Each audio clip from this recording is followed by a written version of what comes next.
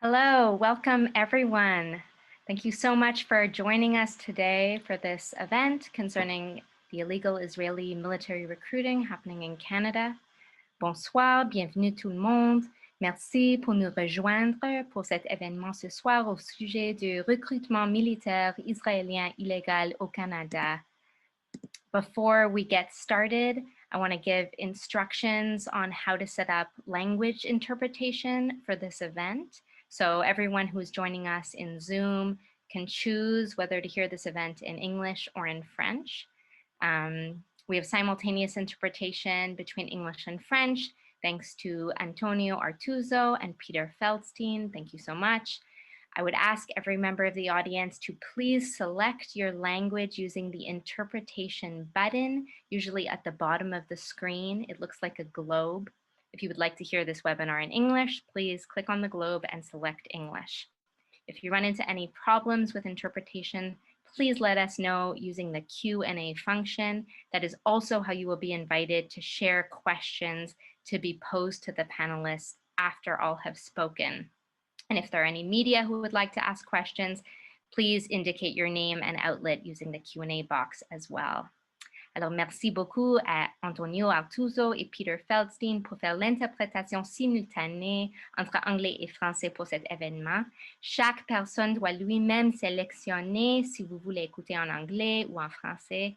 Si vous souhaitez écouter en français, veuillez cliquer sur l'icône en bas marqué l'interprétation de langue et puis sélectionnez le français, s'il vous plaît. L'icône, c'est typiquement une globe terrestre. S'il y a n'importe quel problème avec l'interprétation, veuillez, s'il vous plaît, nous laisser savoir en nous écrivant, utilisant le fonction Q et R, question-réponse.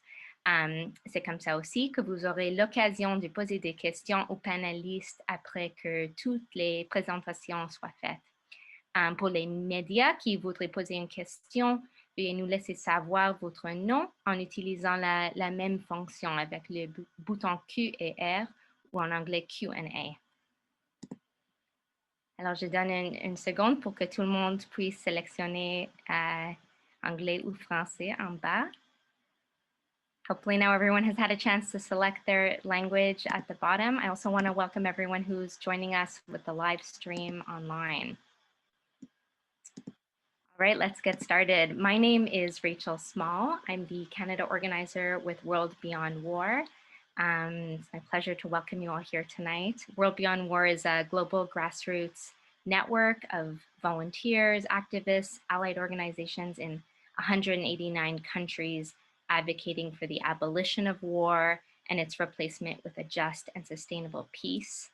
Thank you for joining. I'm thrilled tonight to be in the company of audience members and speakers from across Canada and around the world. This webinar is hosted by Just Peace Advocates, Palestinian and Jewish Unity, Canadian Foreign Policy Institute, World Beyond War, and is also endorsed by an additional 50 organizations from across Canada and around the world. Canada Files and Spring Mag are our media sponsors, and we want to thank all of these organizations and all of you here tonight so much for your support. We are live streaming right now to the Just Peace Advocates Facebook page. For those who didn't register in time, or if you'd like to share the webinar with others afterwards, please direct them there. We are using the hashtag #NoCanadians4IDF to talk about this event and this campaign. And this information will also be shared in the chat of the Zoom and on the live stream as well, so you can follow along with this conversation and join in this campaign. I'm speaking with you all now from Tikaranto on Dish with One Spoon and Treaty 13 Indigenous Territory. Given the theme of tonight's event, I would be remiss not to start off by highlighting that the foundational war of this country, Canada, is of course one of colonization, and that this violence continues to this day and is deeply relevant to our discussion tonight, so much of which concerns ongoing colonial violence in Palestine, including Canada's multifaceted role in this. World Beyond War is opposed to the promotion and glorification of any military and is of the position that there should be no ongoing military recruitment whatsoever, but least of all, on behalf of an army currently overseeing a brutal occupation and that continues to kill Palestinians on a regular basis. This issue is very personal to me because as a young child, I remember the ways in which both the Canadian military as well as the IDF, Israeli Defense Force, were glorified to me. The Canadian military as a peacekeeper, as a gently benevolent force, and the IDF as the defender of the only place where I was told that I could truly be safe as a Jewish person. My family, like so many Jewish families, lost many members in the Holocaust and suffered as a result of deep-seated anti-Semitism in Canada and all over the world. As I began to learn more about the colonial military violence at Kanesatake, the famous Oka crisis that took place right near my home of Montreal when I was a young child, as well as I began to learn about the colonial military violence happening often in my name as a Jewish person in Palestine, I began to understand how much I was misled about the violence carried out by military forces, ostensibly on my behalf. That's some of my connection to this issue and why I'm so thrilled to be moderating this important event tonight. Some of our panelists will dig into that broader context surrounding the core focus of our event tonight, which is of course looking at the Israeli military recruitment that has been uncovered within Canada. I want to thank all of our panelists for joining us tonight. And I'll just start before I introduce our first panelist by being very clear about something that not everyone might be aware of, which is that it is indeed a crime in Canada to recruit anyone for a foreign military. It's also a crime to aid and abet such recruitment by offering incentives and encouraging any person to serve in a foreign military. And the Foreign Enlistment Act states this very clearly, as our panelists will discuss throughout tonight. This webinar is part of a campaign that was launched in the fall with a formal complaint and a public letter signed by Noam Chomsky, Roger Waters, various former MPs, etc., asking Justice Minister David Lametti to investigate the recruitment taking place in Canada for the Israel Defense Forces. It has received broad media coverage and public support. To this day, over 2,000 letters have been sent to Minister Lametti, over 700 letters to the RCMP commissioner. So that's the part of the campaign that brings us to where we are tonight. We have a number of excellent speakers. I'll be giving each the floor for a presentation, after which we will open it up to questions from the audience. To tell you the order of the night, first we'll be hearing from Rabbi David Mivasser, representative of Independent Jewish Voices. He will help set the scene for us, explain some of the context. Next, we'll be listening to a fascinating presentation on video by Asil Al-Bajeh, Legal Research and Advocacy Officer with Al-Haq in Palestine. She'll be providing some of the bigger picture of the war crimes committed against the Palestinian people, as well as outlining Canada's obligations under international law. Then Ruba Ghazal, member of the National Assembly of Quebec, will share her and her party's perspective on how the Trudeau government should act. And finally, John Philpot, attorney of international law and international courts, will provide an overview of the Canadian law, in particular the Foreign Enlistment Act. And then after all that, it'll be followed by questions from the audience. As you have questions occur to you, please do type them in the Q&A box at the bottom of the screen. And unfortunately, I regret to inform you all that MP Mario Beaulieu has backed out of this event at the last minute due to a scheduling conflict. So unfortunately, he will not be speaking tonight. As I mentioned earlier, for those joining a bit late, tonight's webinar has translation available in English and French. Please choose your language at the bottom of the screen, button marked interpretation. Thank you to our interpreters, Antonio and Peter, for your work tonight. Encore une fois, comme j'ai mentionné il y a quelques minutes, chaque personne doit lui-même sélectionner si vous voulez écouter. Again, as we said just a moment ago, you have to choose the language you wish to hear the interpretation in. So you click on the globe icon at the bottom of the screen that says interpretation. And if you want English, then you click English. Speak slowly to allow for the best possible translation in both languages. So now, finally, without further delay, it is my true pleasure to introduce Rabbi David Mivasser. David lives in Hamilton, Ontario, and is active in supporting Palestinian struggle for freedom, justice, and equality through Independent Jewish Voices in Canada and Jewish Voice for Peace in the United States. He lived in Israel for 4 years, has returned several times to engage in on-the-ground co-resistance with Palestinians and Israeli Jews. For more than 20 years, he has served as the rabbi of 3 different synagogues in the US and in Vancouver.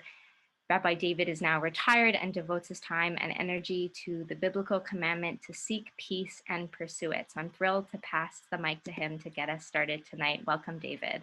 So thank you, Rachel, for the welcome and for the introduction to the entire topic. And especially thank you to everyone else who's here to listen, to learn, and to share our thoughts about what's going on here in Canada. And I really want to start by saying Shalom Aleichem, peace to everyone, peace to all of us. And I also just want to start by saying Yehiyu leratzon im refi v'higayon libi. May everything that comes out of my mouth, everything in my heart be acceptable. I'm going to do my best to share my truth. And I'd like to start off perhaps, as Rachel just said, with the idea of seeking peace and pursuing it. In the Jewish religion, we say there's 613 commandments. You know, we read the Torah, it's full of ideas about what God wants us to do as human beings in this world. We say there's 613 different commandments, everything from keeping the Sabbath to honoring our mother and father. Of those 613, there are 2 that use the word seek and pursue, meaning don't sit back and wait for the opportunity to come along, but get up out of your place of comfort and go and do it. Make it happen. So one of those is seek peace and pursue it. The other one is justice. Justice you shall pursue. That's the kind of Judaism that I wanted my children to be educated in. So when my kids were little, I can say, thank God now, more than 30 years ago, my wife and I enrolled them in Jewish schools where we lived in Vancouver.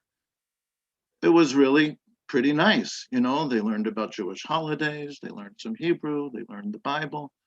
But another part of what went on in the schools was they learned a lot about Israel, which also actually was pretty nice. I was very attracted to Israel. I lived there for different years of my life. It's a part of Jewish life. It's a part for most Jews, I think, of what we think of as being Jewish. It's like our ancestral homeland. It's the setting of our Bible stories. It's in our prayers. Those of us who are religious, we pray about Israel many times every day, even after every meal we eat. So Israel is part of our life.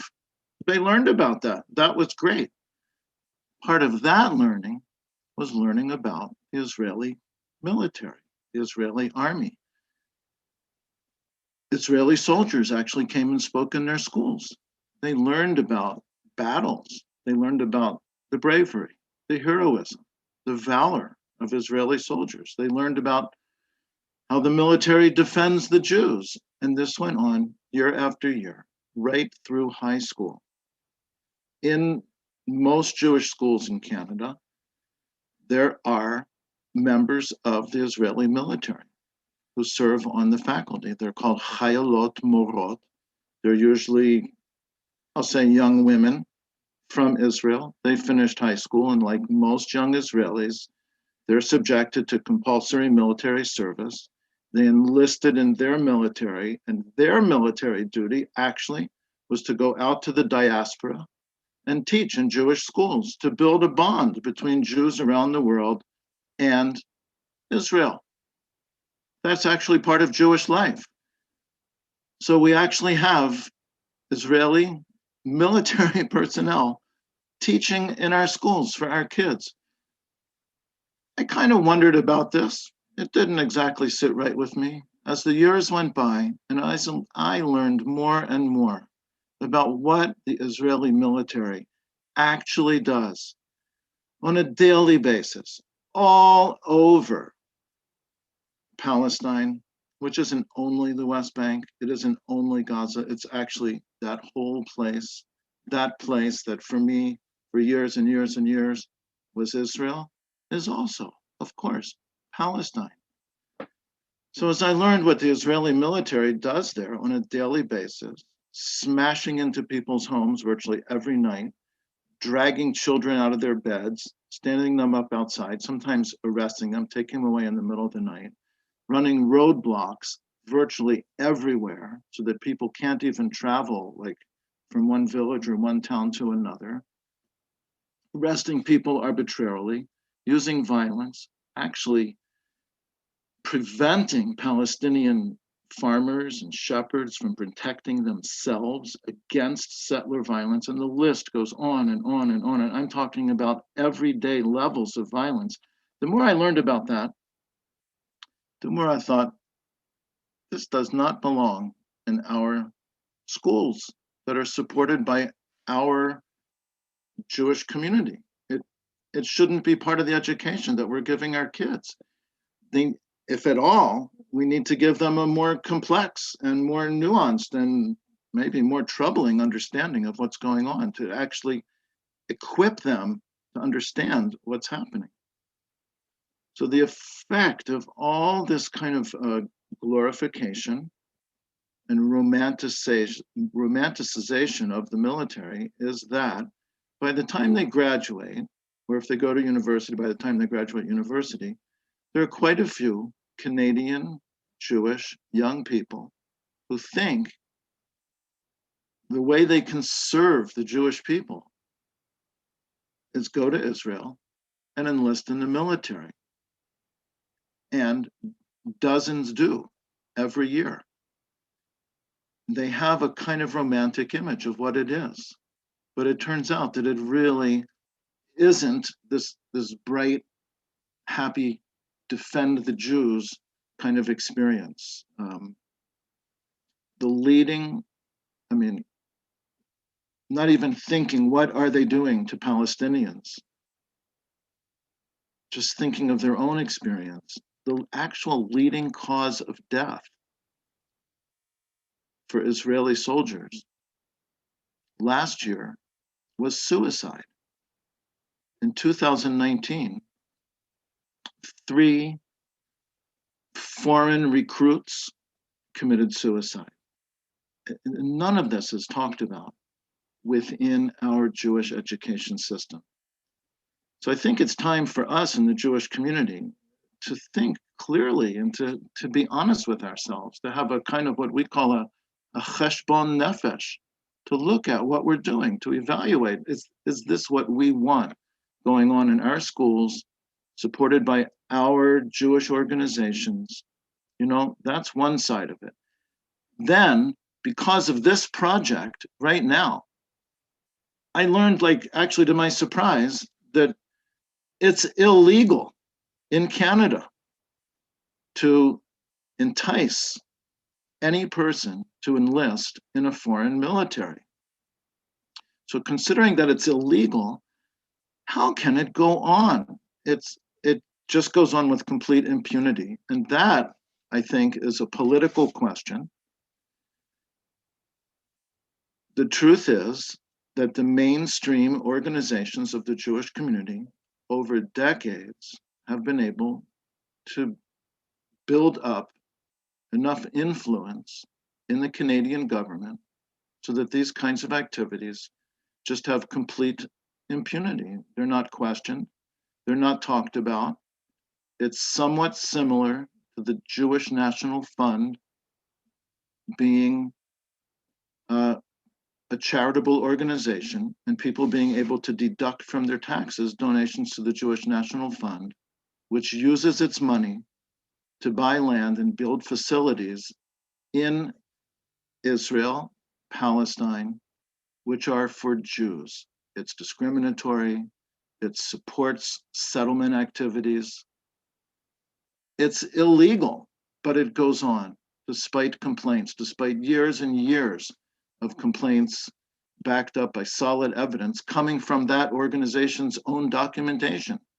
So similarly, there's a kind of impunity that these programs that clearly entice young people to enlist in a foreign military are just allowed to go on without being questioned, without being examined, and that's what we hope to change. And I think for now, I'll just leave it there. I'll be open to the questions or discussion later on. But again, I thank everyone for your interest and thank you for joining us, and look forward to questions. Thank you.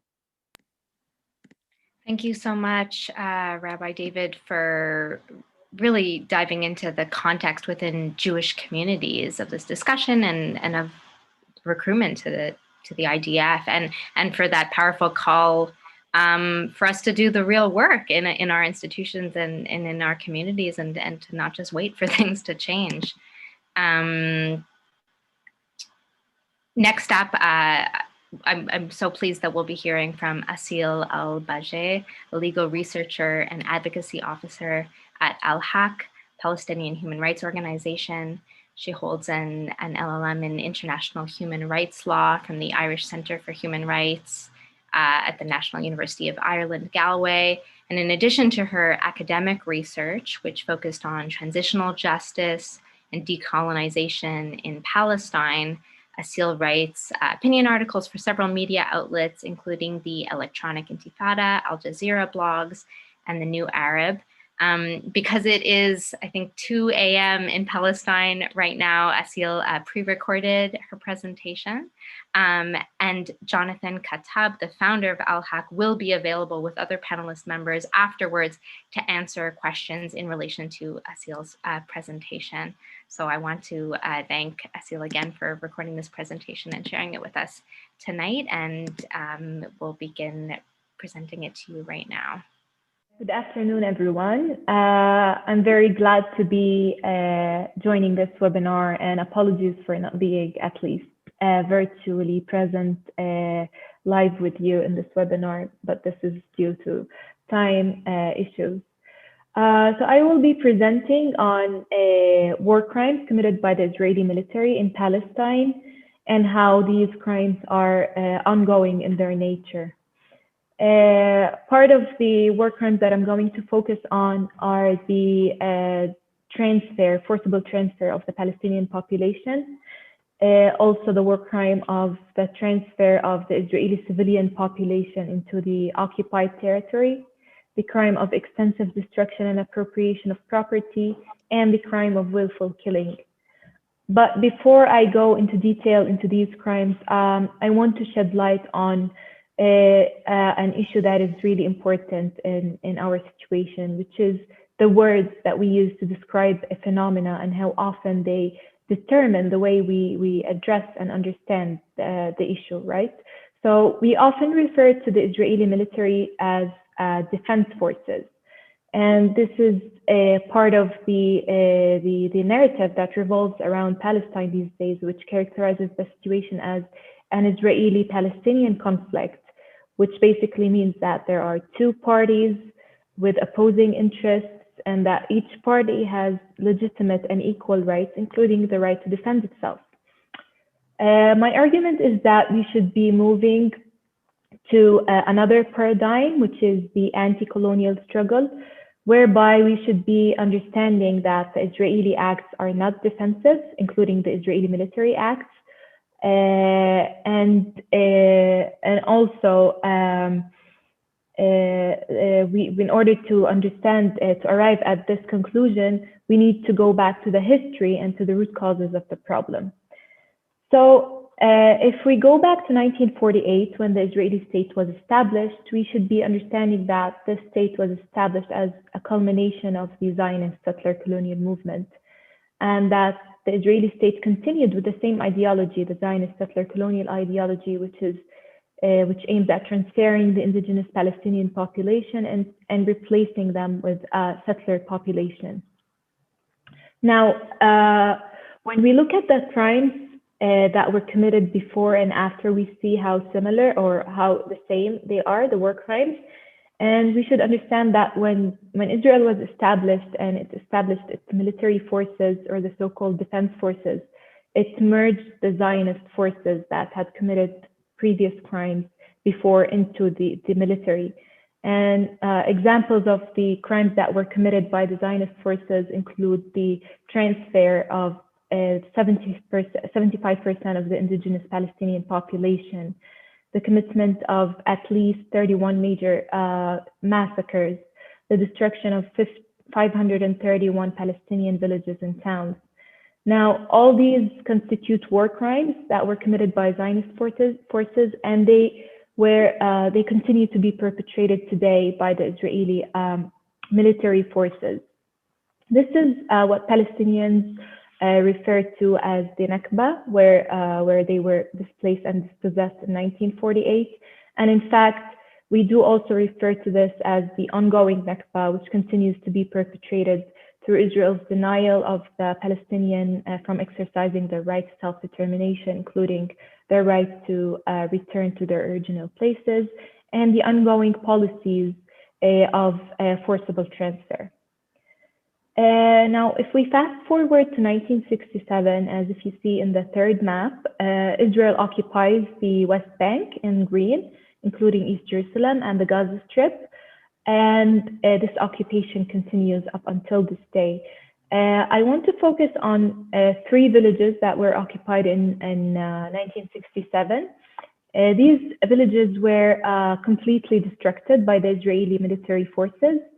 Of course, this constitutes a war crime. Now, why I'm focusing on this is that the Palestinians who were displaced from these 3 villages that are located northwest of Jerusalem were never denied to return. And instead, we have 1973, Canada's Jewish National Fund did a campaign to raise funds for the establishment of a park on the place of the ruins of these destroyed villages. Canada's park was indeed established, and it continues to Canada's Jewish National Fund continues to raise funds toward the maintenance of this park. And this is only one example of the involvement of Canada into the commitment of war crimes in Palestine. Moving elsewhere in the occupied territory, there are 2 million Palestinian people in the Gaza Strip who have been subject to suffocating closure and blockade by the Israeli forces since 2007. Now, this blockade, of course, has resulted in profound levels of poverty, unemployment, aid dependency, and collapse of essential services. The UN in 2012 have warned that the Gaza Strip would be uninhabitable by 2020. Not only has the closure continued up until this day and 2020 has passed, but the people of Gaza also suffered from various military offensives during the course of this blockade as well. For example, in 2014, the Israeli occupying forces killed 2,219 Palestinians, including 556 children. Of these killed, there's this infographic that shows that 56% of the Palestinians that were killed during this offensive were refugees. And it shows the places that they were displaced from.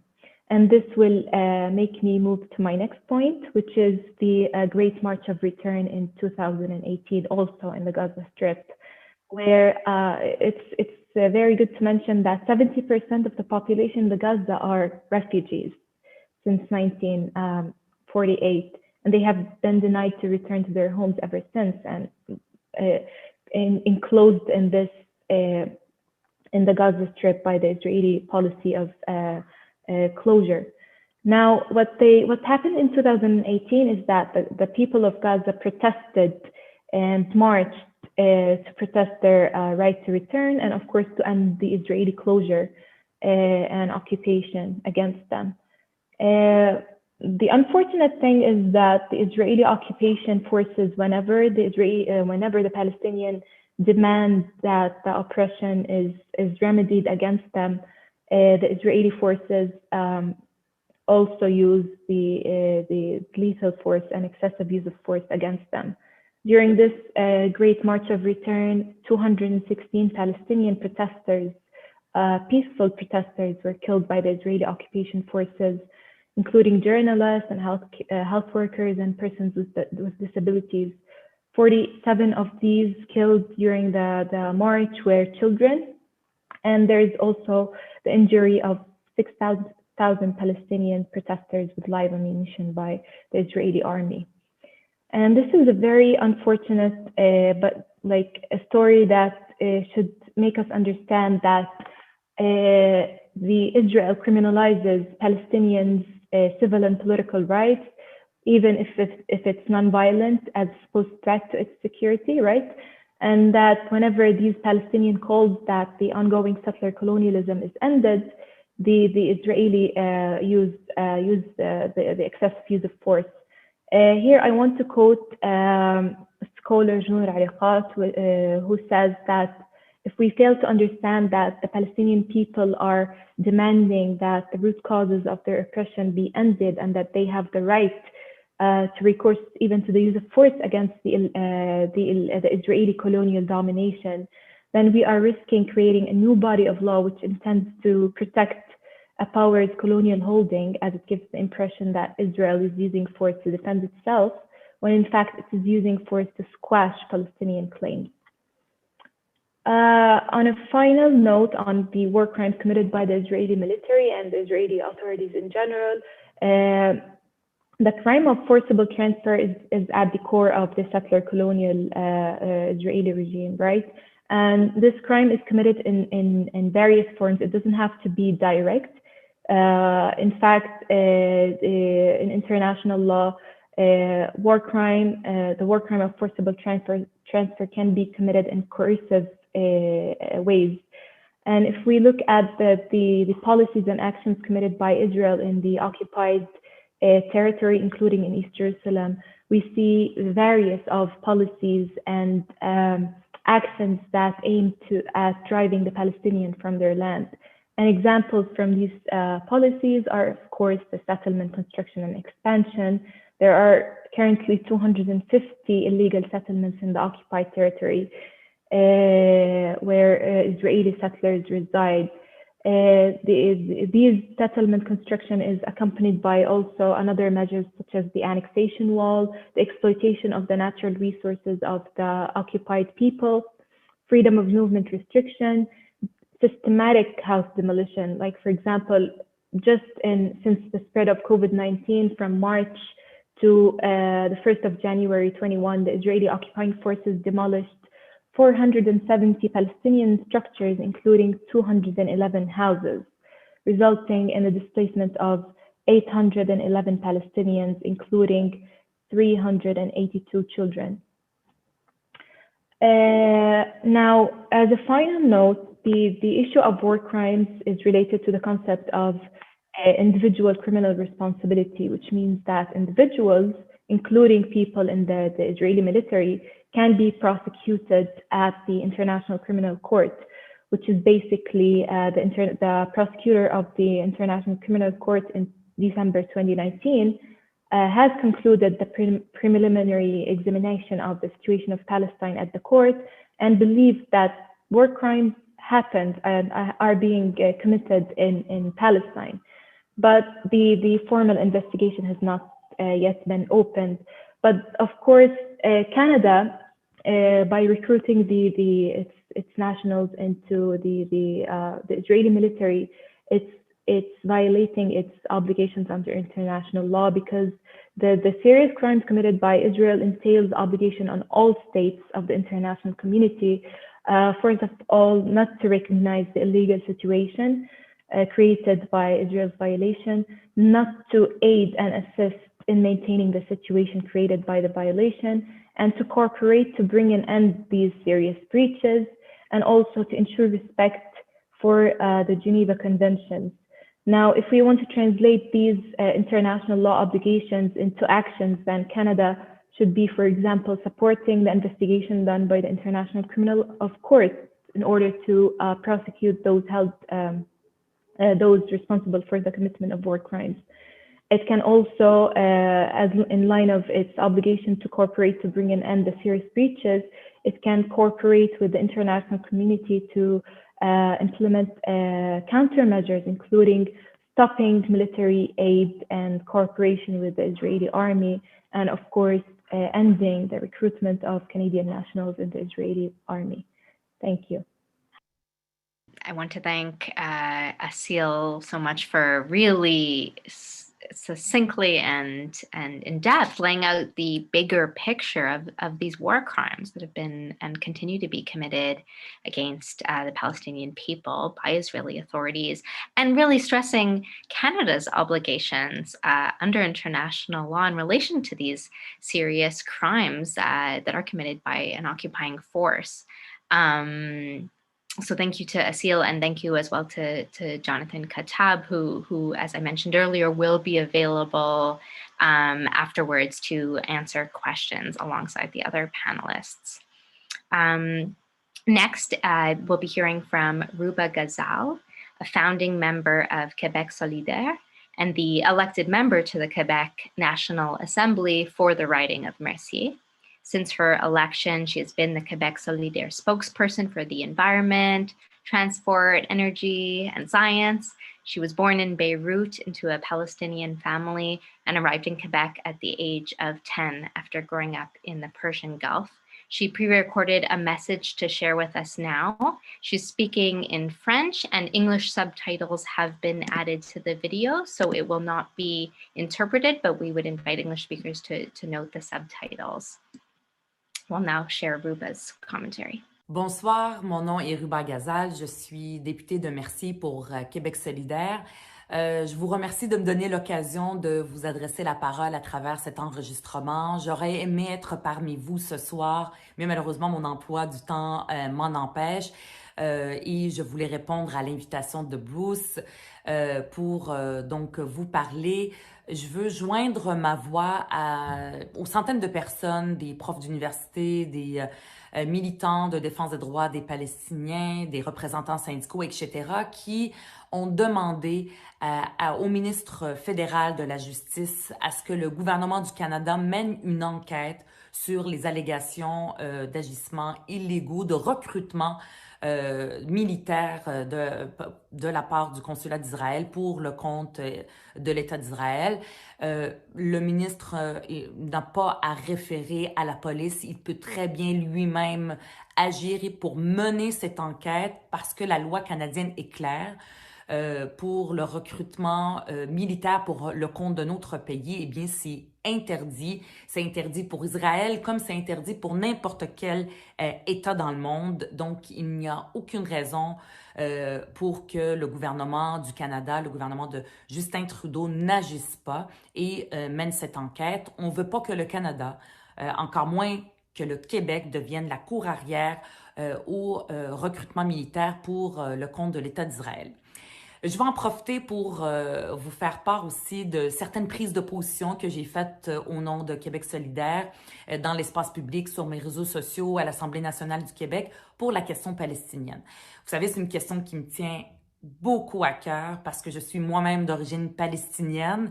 Ma famille est réfugiée palestinienne depuis 1948 et donc je sens une responsabilité pour faire connaître tout ce que le peuple palestinien vit aujourd'hui, le bafouement de ses droits fondamentaux. C'est un combat universel et je veux le faire et je veux prendre la parole comme digne successeur de Amir Kadir. Amir qui n'a jamais mâché ses mots quand il était député, encore aujourd'hui, lorsqu'il s'agit de dénoncer les manquements aux droits de la personne de l'État d'Israël, comme de n'importe quel autre État. Tous les États peuvent être critiquables et le Canada aussi. J'ai d'ailleurs pris position durant la campagne contre la candidature du Canada pour un siège au Conseil de sécurité de l'ONU. Et finalement, sa candidature a été rejetée. Donc, la campagne a donné des bons résultats. C'est une bonne chose parce que contrairement à ce que dit le gouvernement de Justin Trudeau, que c'est un pays pacifique, etc., le Canada fait partie, ça c'est un fait, des plus grands exportateurs d'armes dans le monde. Et c'est pas vrai que en vendant des armes à un pays comme l'Arabie Saoudite, que la sécurité internationale va être bien gardée. Donc, on le voit, le gouvernement de Justin Trudeau ne fait que continuer la politique de Stephen Harper avant lui en votant aux côtés de l'État d'Israël et des États-Unis contre des résolutions qui défendent les droits des peuples palestiniens, alors que la très grande majorité des États membres votent pour ces résolutions-là. Et donc, c'est une honte que le Canada fasse ça et il ne mérite pas ce siège-là tant et aussi longtemps qu'il ne change pas sa politique. J'ai aussi, à une autre occasion, pris la parole à l'Assemblée nationale du Québec lors d'une déclaration de député où j'ai dénoncé le plan de paix de Trump et j'espère et j'ai très hâte que la nouvelle administration de Joe Biden renie ce plan et le mette aux poubelles de l'histoire comme le rapport Durham qui a fait tant mal dans l'histoire aux Québécois. Donc, j'espère que le gouvernement, l'administration de Joe Biden va redéménager l'ambassade d'Israël là où elle devrait être, c'est-à-dire à Tel Aviv, parce que ce plan-là, les Palestiniens n'ont jamais été consultés, ils ne l'ont jamais appuyé et dans le fond, c'est une manœuvre pour annexer leur territoire. Donc voilà, je vais continuer avec vous à mener ce combat pour le droit des peuples palestiniens, à faire connaître leur juste cause auprès de tout le monde et à continuer à critiquer l'État d'Israël, à critiquer le Canada lorsque cela est mérité. Donc, je vous souhaite une très, très bonne soirée et je vous remercie. À la prochaine.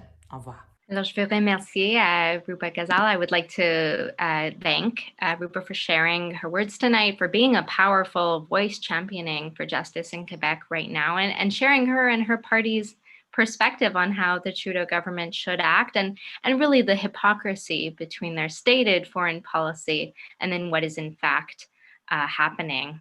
Now it's my great pleasure to introduce John Philpot, an experienced international defense attorney before many international criminal courts and in Canada. He's been active in Africa, Latin America, and Europe, as well as here. He's a member of the International Criminal Court Bar Association since its inception, as well as of the coordinating committee of the Coalition BDS de Québec, the BDS Coalition of Quebec, and president of the Rwandan Political Prisoners Support Network. There's more that I could say, but for now, I'm thrilled to hand the mic over to John. Thank you. Well, thank you to all the organizers. And I will try and make this quite simple. And one word which keeps coming back and back is the word peace. And we have to fight for peace, but not just any peace, a just peace.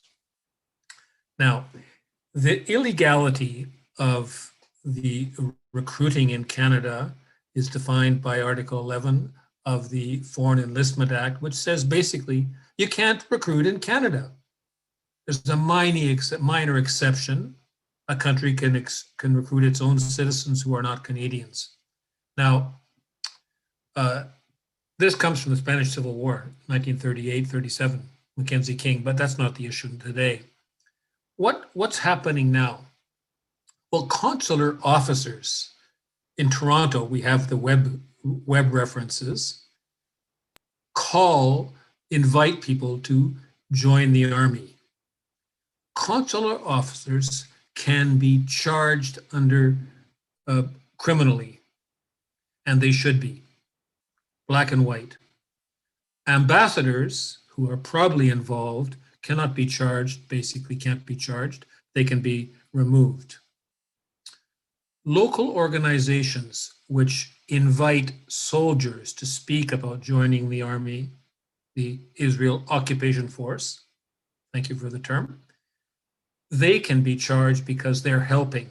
You cannot help someone commit a crime. I cannot help someone to rob a bank, giving him advice. That's the same crime. We have the United UJA of Greater Toronto, which last year on the 4th of June publicized a webinar on how to join the Israeli army, and the corresponding organization in Montreal did that, I think, on the 7th or 8th of June. These, on face value anyway, look like crimes. The Canadian ambassador to Israel, former Deborah Lyons, on January 16th, just over a year ago, held a big celebration celebrating Canadians in the, I'll call the use word IDF. She is inciting it. I think she probably is, and I think she should be charged because she has no immunity. Mr. Lametti said, well, no, it's not my responsibility, and Ruba Gazelle was very clear. He has to push and make sure this is investigated properly. And imagine if it was a Muslim organization, he would go crazy. So Canada's government is deficient on this. We wrote to the RCMP on the 3rd of November, and again, we gave more evidence on the 3rd of January. They promised to tell us that what's happening with their investigation. We have no news. What's the legal problem of our Canadian kids, young guys, young and women? Well, they enforce the occupation, which you've heard about, an illegal occupation. Our estimates are there's somewhere between 250 and 700 Canadians in this, working in this army. And just last week, or just earlier this week, we heard about a British lone soldier, these are soldiers from abroad more or less, killed a young Palestinian. We've just seen it. So this is what young Canadians are going to do, and Canada has to stop this. This army enforces the apartheid system. It enforces the occupation. This army commits the crime of aggression against its neighbors. There's a long history of Israel in being involved. In the last 8 years, it's been involved in Syria. They bombed Deir el-Zor last week, and so they're committing the crime of aggression. And this big secret everybody knows about is they have nuclear arms. So Canada is letting soldiers be recruited by a nuclear power, which can use it, by the way. What is Mr. Lametti doing? Well, on the 9th of February, there's a conference called the Rule of Law, organizing by the Canadian Jewish Association and the UJA of Toronto on the rule of law. Mr. Lametti is attending. Why should he be attending this when one of the organizing groups is being investigated, we hope? At least they've had complaints about their being involved in recruiting. Canada has a double standard, and our government has a shameful role in supporting and ignoring or helping out with the recruiting and the support for Israel. Ruba Gazelle pointed out, Canada is not a respected country in the world. Canadians think they're superior. The Canadian government, I'm not saying all Canadians, by the way, have this superiority complex. They support this blind, colonial, arrogant approach in Palestine, as they do also in Venezuela, with recognizing Juan Guaido or arresting Meng Wanzhou. Where does this lead us? Well, we have the short term and the long term. We have to advance this campaign. And there's many ways, and we can talk about this in the question and answer period, where we can put an end to this. We need more live evidence of this recruiting from people who've been recruited. We can take maybe private complaints against the government, against the recruiting in Canada. But what it comes down to for all of us, I think, is that we have to look at our government, and we have to invite our government or force our government to adopt an independent foreign policy. We have to evaluate Canadian foreign policy around the world, but in particular in Palestine, which is one of the most egregious violations and actions by Canada and Canada's voting policy. A global review of Canadian foreign policy. Here we are in Canada with this IHRA definition of anti-Semitism. Here we are fighting racism, fighting Israeli apartheid, and they're accusing us of being racist. So this leads us to the major challenge of the pro-Palestinian movement. We have to invite and force Canada to change its direction now, and this applies to all political parties in the Canadian Parliament, and we have to work with them and convince them to change the direction of Canadian policy. I will leave it at that now, and thank you very much for this organization, for the organizers, and we are able to answer questions and hopefully enlighten you about some of the issues, which are very simple. Thank you. Thank you so much, John, for making that seem simple. It is complicated, and you did, that was such a helpful breakdown of some of the various factors that are going on here when we're looking at this as a legal question and also as a question of our values. We are going to open up the floor to questions. First, I'm going to invite journalist Zainab Marai to unmute and ask her question, and then we'll leave space for other media questions, followed by a number of excellent audience questions. Zainab, the floor is yours. Thank you so much for organizing this. Thank you for speaking at the truth. I really appreciate it. And let me point out that it is a bit sensitive because, you know, my name is Zainab.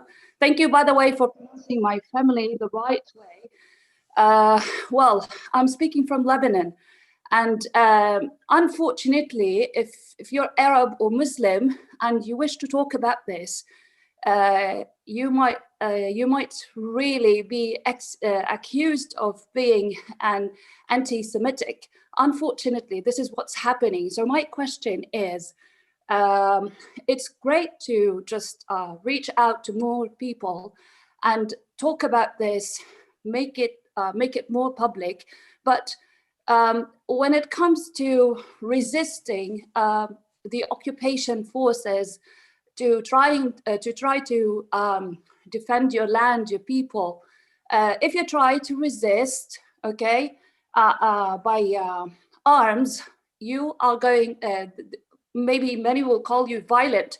So my question is, how can we actually come to final peace? Because there's always been this talk about negotiations for peace and just reaching peace eventually, but it's not really happening. Just more people are being killed and maimed, and it's just ongoing. I mean, even when it comes to Canada, sorry, let me just stick straight to the point. So my first question is, why is resistance by arms, by military means, why is it always criminalized? I mean, if somebody attacked Canadians, let's see, on the land, won't they have the right to just fight back? I mean, Canada is arming itself, its troops. So, and they say they want to defend the land. So why can't other countries just do the same? Why, when they do that, why are they called terrorists? This is my first question. And the second question is, please, if any of the speakers can highlight the Canadian involvement in the Second Lebanon War, which in which Israel attacked Lebanon, and as far as I know, Canadians were involved. Thank you so much. Thank you so much for that very thoughtful and interesting question. I'm going to first allow Jonathan Katab to answer, and then I will pass it to John Philpot, and then if Rabbi David would like to answer as well. Jonathan, please introduce yourself and if you'd like to answer this question. Okay, my name is Jonathan Katab. I'm a Palestinian attorney, human rights activist. I'm one of the founders of the organization that's one of the organizations that's sponsoring this event. I want to emphasize one point which may partially answer the last question. The essence of human rights work and the essence of international law is that it is universal.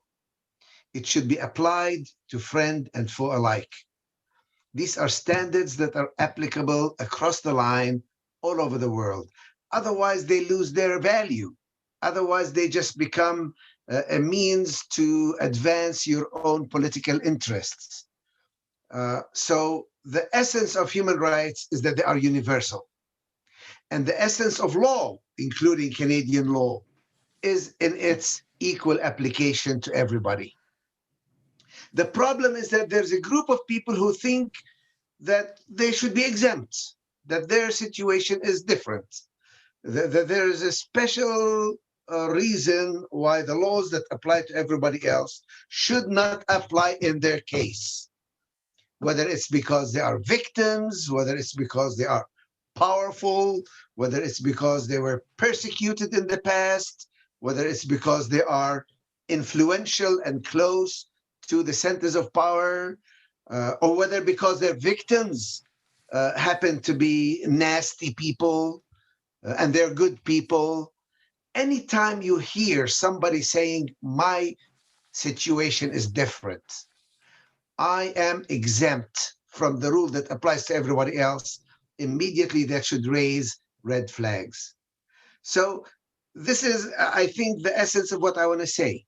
The right to self-defense is, of course, universal. Everybody has a right, every country has a right to resort even to armed struggle. And I say this as a pacifist who doesn't believe in fighting, but that is one of the rights that is recognized under international law, the right of resistance when you are under oppression. So this should answer, I think, the last speaker, and it should also address the topic of this gathering. Canadian law that prohibits the recruitment of foreign armies on Canadian soil is a Canadian law. It should apply to everybody. It shouldn't just apply to the Chinese, the Irish, the Syrians, the Palestinians, or anybody else who tries to recruit on Canadian soil. It should also apply to Israelis. It should also apply to Americans. It should also apply to other countries that try to recruit soldiers on Canadian soil. Otherwise, it's not a law. Otherwise, it becomes, it loses its meaning. Thank you so much, Jonathan, for that thoughtful answer. I'll pass it to John to answer, Yeah. and then David, and then we'll take an additional media question. Mm-hmm. The question of why it's criminalized is because the people who say and call names are the powerful Western people. And Mike Pompeo keeps designating all these different people as terror organizations as terrorists arbitrarily with no foundation. And it's very important for us, and this is a debate which we're having in our work, to understand the armed resistance to Zionism. And some people in the West think, oh, to the Palestinians, you can't get arms from Iran, you can't get our arms from Hezbollah, you can't get arms from Syria, our solidarity is going to help you. That's false. South Africa was resolved basically by the force of arms, but the support of people like us in the West, 30 years ago. Okay, we're transposing it is also very important. I'm in BDS. Our pacifist approach, which is desirable, is also very important. But we, in the resistance, are obliged to try and understand the war in Yemen, the proxy war in Syria, which is a proxy war. It's not a popular uprising. The Iranian resistance, the assassination of Iranian scientists, the last one being the 28th of November. We have to face all that and analyze it and go against what our government is doing. When they killed Mr. Soleimani on the 3rd of January 2020, that's one of the major war crimes. Trump didn't start many wars, but he committed a lot of bad murders. So these are things, I can't get into all this now. We cannot avoid discussing these issues because I'm older. The war in Vietnam, we supported the resistance and they won in Vietnam. We will support the resistance. I promise in my humble and not very important way to support the resistance in what people call now Western Asia and not the Middle East. But anyway, so it's, thank you very much for your question, Zainab Merai, and I maybe didn't pronounce your name right. Sanctions are also another thing. The Caesar sanctions on Syria people are killed. They don't eat. The sanctions on Iraq imposed by Madeleine Albright. These are all things that are interrelated. See my hands? They're all connected, okay? And we have to fight all that. And I know that Just Peace Advocates, I'm a member of the board, and I'm very proud to work with people like Jonathan Katab and the other people. But this is where our work in the Palestinian solidarity and the fight against colonialism, we have to take everything into consideration. Thank you. Now I'm going to turn the mic over to Daniel from A Journalist with Canada Files to ask his question. So this was a very insightful, I'm going to say that this was a really insightful presentation, and it's honestly shocking to see that like the people who have been calling out the IDF and the Israeli military, or should I say the Israeli occupation forces, and their supporters are literally recruiting on Canadian soil. They've quite literally, like, the RCMP hasn't even, they haven't even investigated this. And I'm wondering if like there is not just a strong like Canadian, there's not just a strong pro-Israeli voice within the Canadian government, or like links between the Canadian government and pro-Zionist Jewish organizations, but also perhaps maybe like are there elements within the Canadian like military or the Canadian intelligence services that are allowing this to happen? Because like it's mentioned that by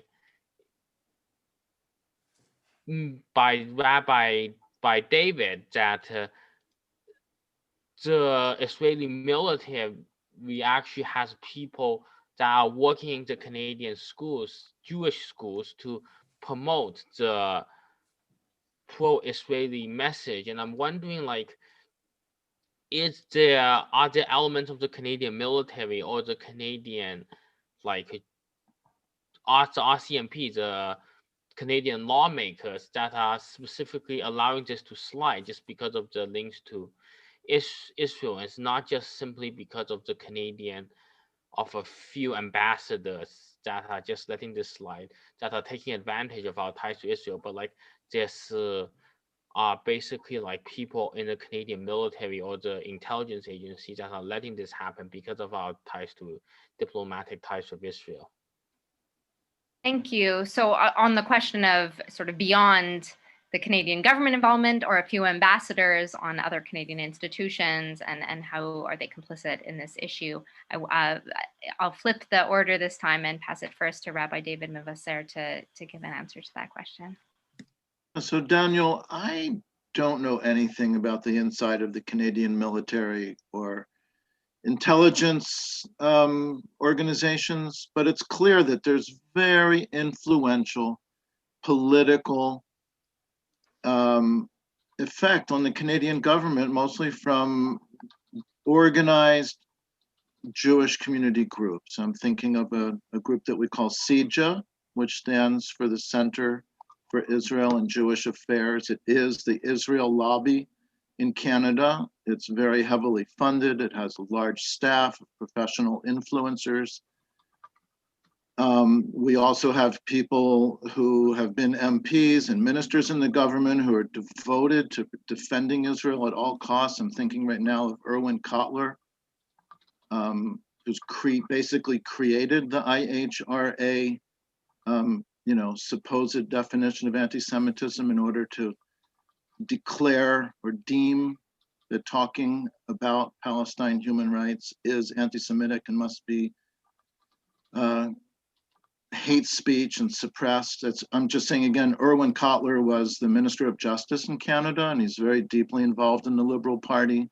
Until recently, there was an MP from Toronto named Michael Levin, who actually resigned as an MP, and he went to be the head of a very, very right-wing Zionist organization called the Friends of the Simon Wiesenthal Center that uses the excuse of suppressing anti-Semitism as a way to actually suppress discussion about Palestine. So you don't really need to burrow into the Canadian military and Canadian intelligence services. And while I'm talking about I'll just say like the Zionist influence, the Jewish Zionist influence in Canada, we should also remember not many years back, we had a conservative government headed by Stephen Harper, who I believe is an evangelical Christian. And there are many, many very influential Christian evangelical Zionists who have their own reasons for supporting Israel. It has nothing to do with us Jews.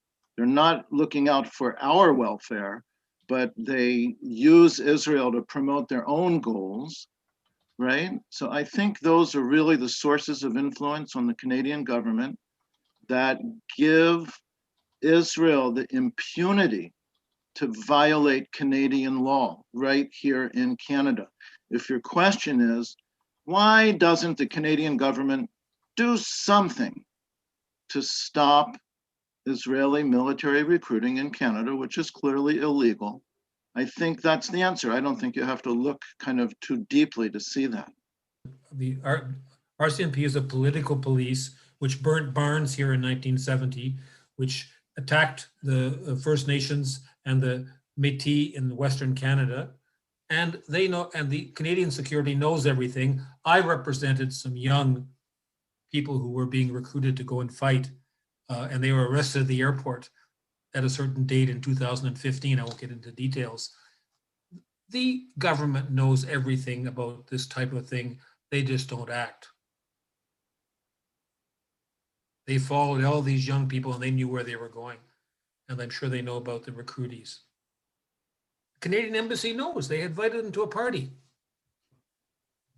Anyway. I can add a little more to my answer. It's worth thinking about. So not only the Jewish Zionist organizations and the Christian Zionist organizations, but I think from the outset, there's a kind of a general cultural sympathy for Israel that comes from a kind of understanding of the Holocaust and from centuries and centuries of oppression of Jews. And I think there's a rather widespread kind of sympathy or support for Israel and wanting to see Jews in a positive light, and that gets transferred to Israel. And a lot of people are, I think, afraid to speak out about it. I think many people, even in the questions in this webinar, right now, people are saying things like, how can we separate criticism of Israel and talking about some of the horrible things that Israel's doing from accusations of anti-Semitism?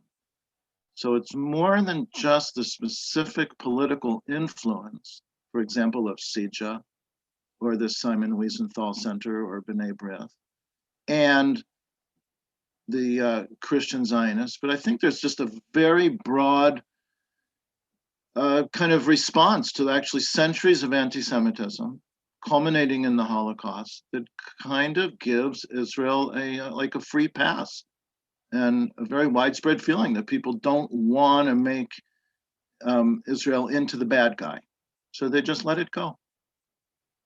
Thank you. We are being overwhelmed with excellent questions. I'm going to try to move us along to some of the audience questions, and I'm going to try to group them a bit.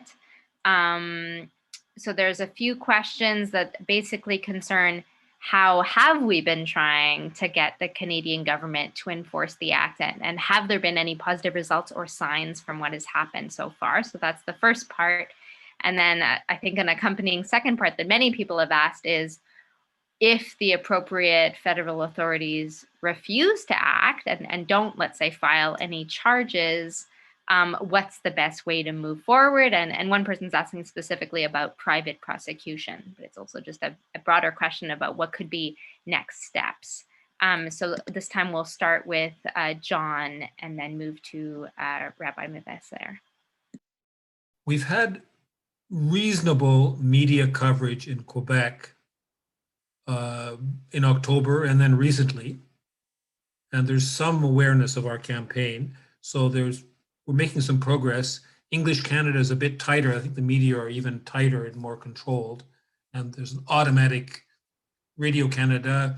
People who don't live in, we call it Radio Cadena. It's Radio Canada doesn't give us much. You know, it's a French expression. Okay, so we have to do more. A lot of people are very good in media work in our group. I am not one of them. I admire people who do it. With respect to private complaints, this is something we are considering, and we have some support from other people who are going to help us. And it's how to do it, what evidence to use. It's a legal issue. I'm a lawyer, but it's still not 100% clear. And we have the clear evidence of the consulate, but there are other issues we would like to get into where we have actual schools. Like there's one school, what's the name of it now? Because in Toronto that has a list of 100 people from that school who served in the IDF. And this kind of work has to be done very carefully. And as everything we do, I'm a lawyer, okay? You got to be right. You got to do it right. And so we have to work on that. And I won't say more than that. So John just spoke to the legal angle, and he's the lawyer. But I want to say that beyond that, I think there's a lot that we Jews need to do. We need to take responsibility for our own community and our own moral stand. And what is the right thing for our Jewish federations to support with, let's say, charity dollars? What should our Jewish schools be teaching? What's actually a responsible way to raise Jewish children in the world today? So that's the point of view that I want to express for Jewish people that are on this call right now. I think we need to raise this within our own community. So it's not something that just simply goes on as a kind of just unexamined, unquestioned part of Jewish education. And it makes it difficult, it makes it complex. Any of us who raise this will be subjected to very severe criticism, ostracization, all this. I imagine most of us on this call have already experienced that. You know what I'm talking about. But this is a beginning to talk about it and make it controversial, so it can't simply go on without anybody even thinking that there's a problem here. So we may have time for perhaps 3 more questions. One is addressed to both of you. One is for John and one is for David. I'll read out all 3 and then I can repeat them again as we come to them. So the first question for John, it refers to what Ruba Ghazal shared, that the Justice Minister does not need to refer the case to the RCMP, but could act himself. That's what she said. And the question is, if that's the case, then what would be necessary for the Justice Minister to move forward to ensure that the Canadian law is upheld?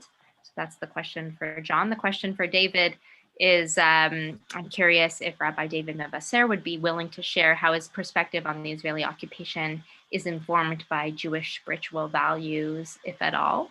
And then the question for both of you is sort of an international question regarding how just last week a British national recruit shot and killed a young 17-year-old Palestinian in the West Bank. And the question is, what advice would those involved in this campaign have for those in other countries who may wish to consider a complaint and a campaign that's similar to that which is happening in Canada? So first, I'll turn it to John to discuss the question about what Ruba Ghazal had mentioned.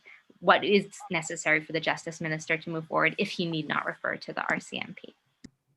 You're asking a question where it's a problem of political will.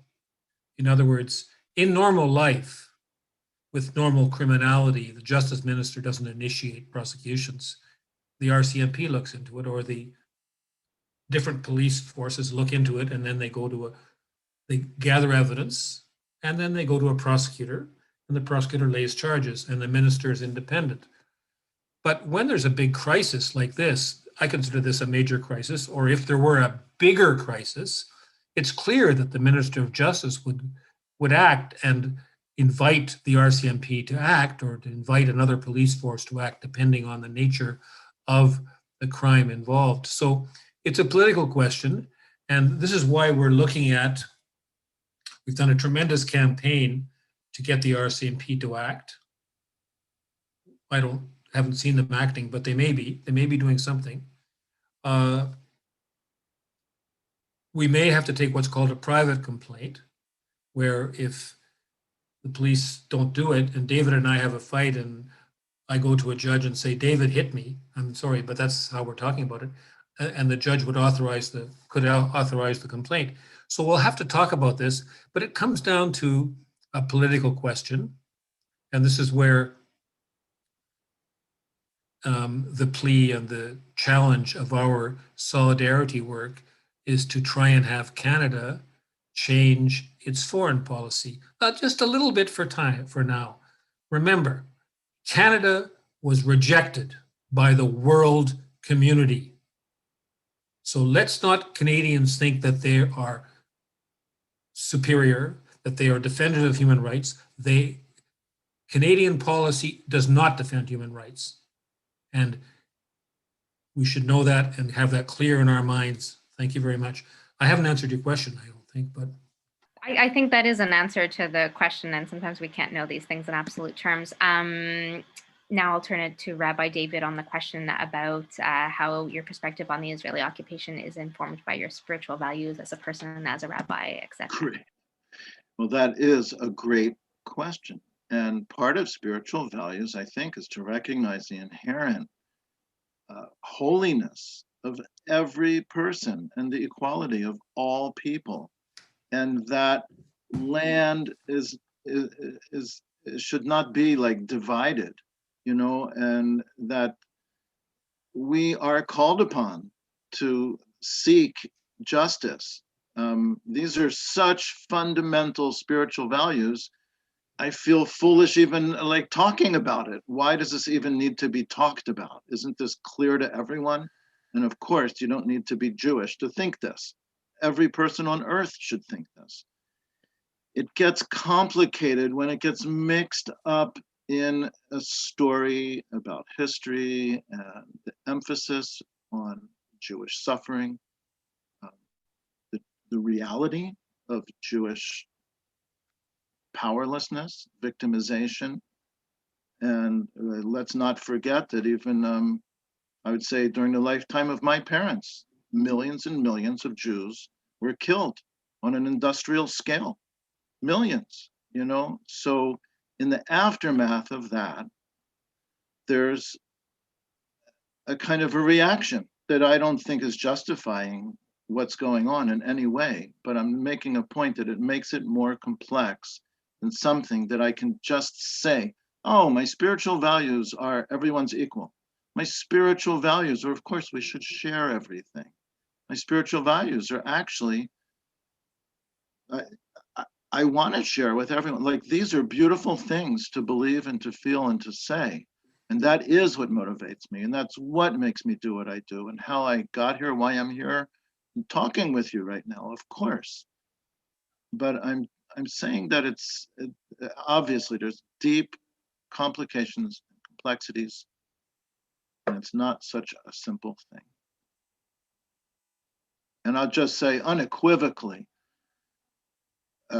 what you call the occupation of the West Bank is absolutely wrong in every way.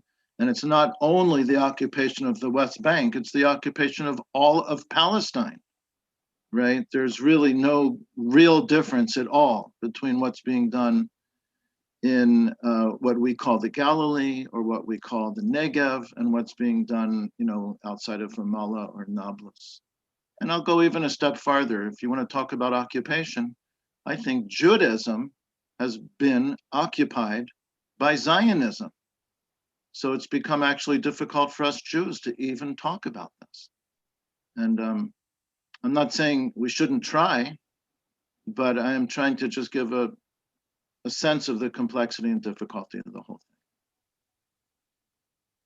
I am seeing a lot of questions and comments from the audience that specifically are saying this is such a difficult conversation to have, and talking about layers of trauma and intergenerational trauma on behalf of Palestinians, on behalf of Jews, and appreciate all of these comments and questions that are coming in that do note the complexities of this issue and of the broader context that every question has come back around to. We have just a few minutes left, so I'll bring us back to the final question.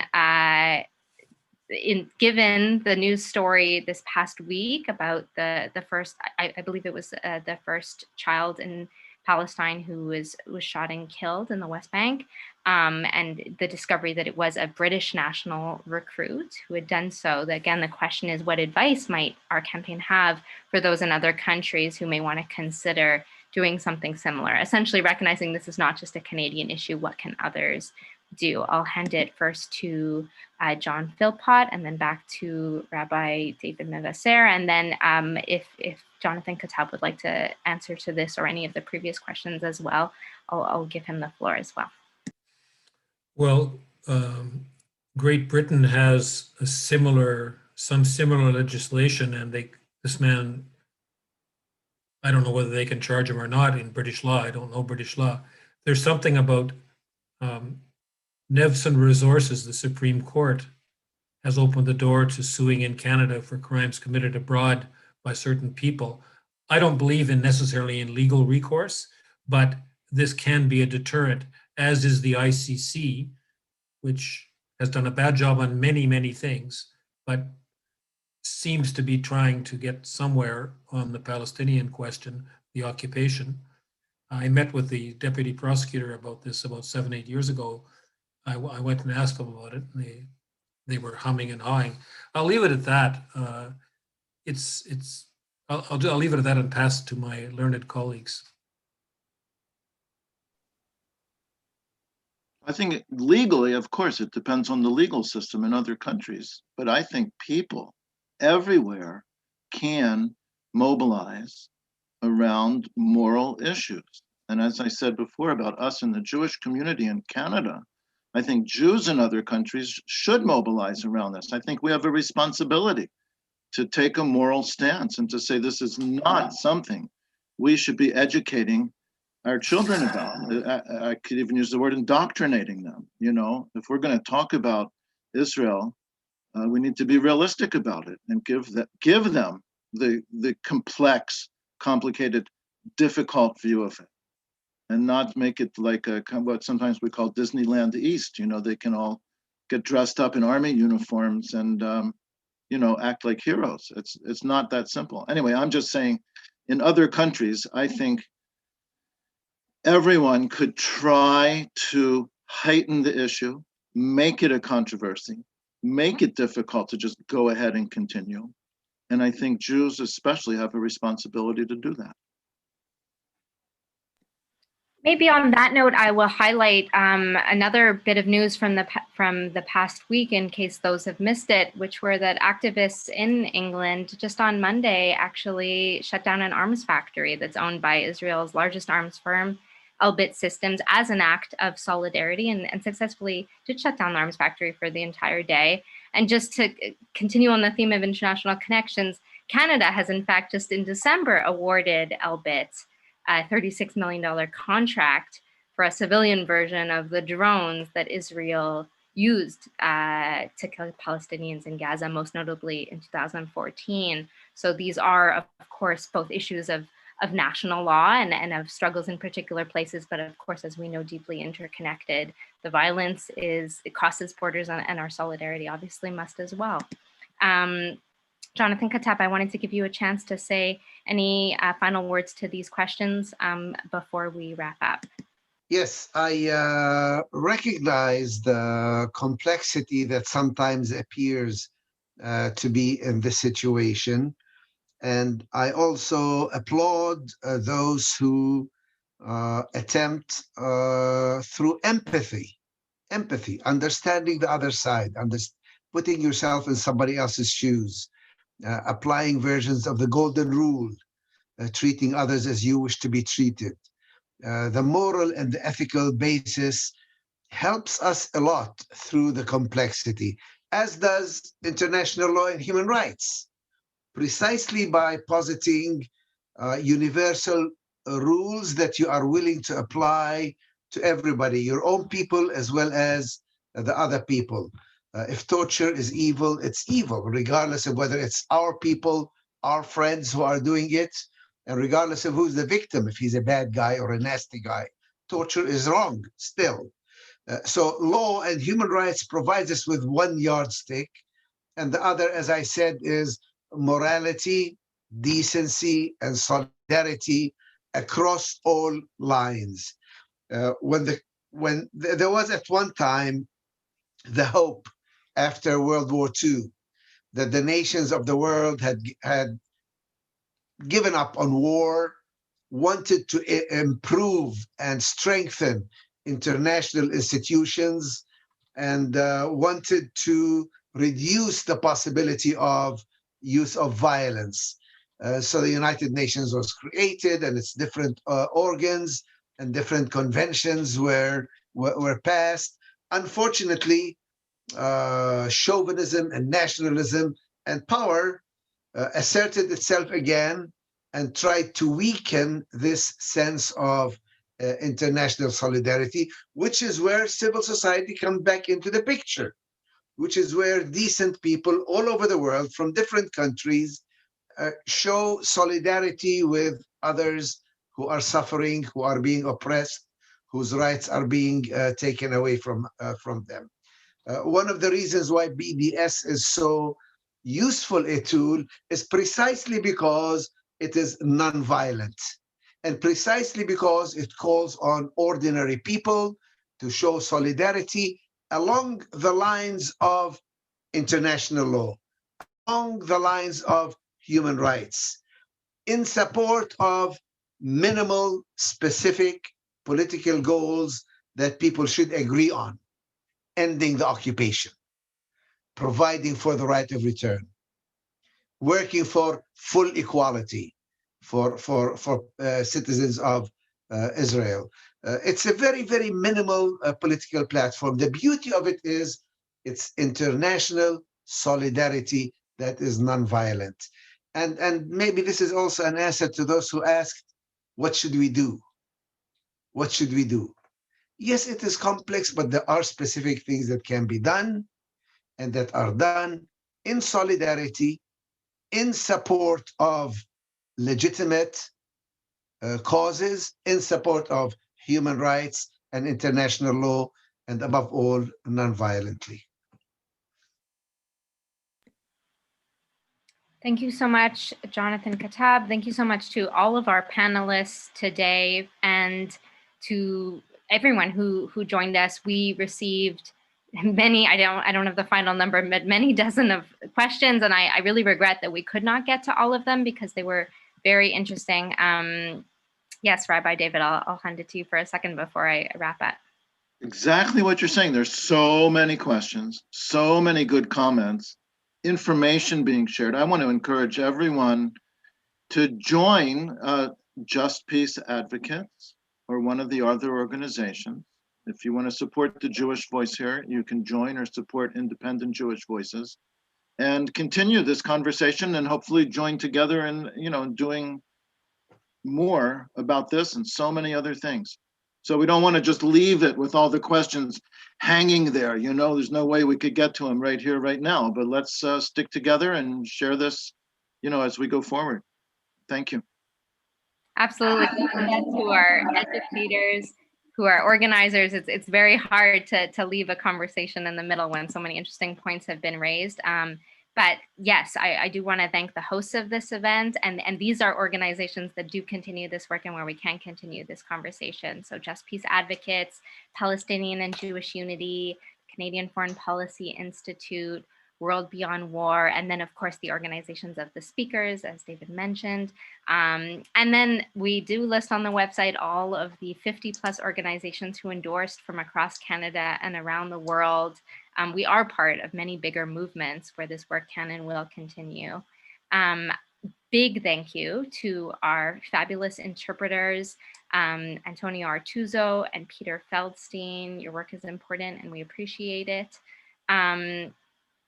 As an immediate next step, I know that in the chat and in the comments, links have been shared, and we'll send them as a follow-up email to this event as well about how you can send a letter right now to Minister Lametti, to the RCMP Commissioner that also CCs Minister Lametti, letting them know that you care about this issue and you expect them to take action.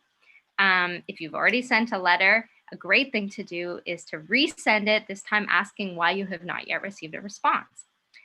We will share these links and these comments and these ways of taking action after. But for now, I want to say thank you again. It's been an excellent evening and discussion about an important issue with all of you. So I want to say thank you and good night.